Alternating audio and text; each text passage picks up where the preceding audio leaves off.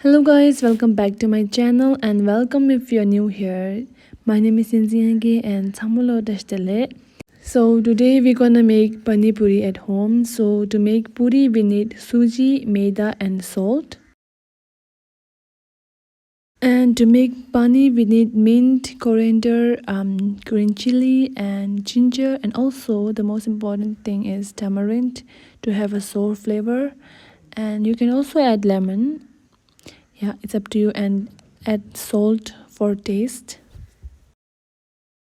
Now we are going to make puri, and I hope you guys are enjoying watching my cooking video because it's locked on in here and I have been making a lot of cooking stuff. So I hope you guys are not feeling bored of watching them, and I'll try to make new content or some funny video apart from cooking stuff.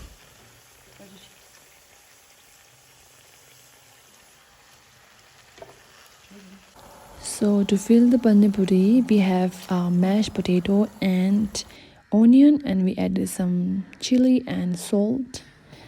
And tell me, does it not look like the pani puri we get in street? Like exactly the same and taste kind of same. And I think it's more cleaner because we make it at our home. Start.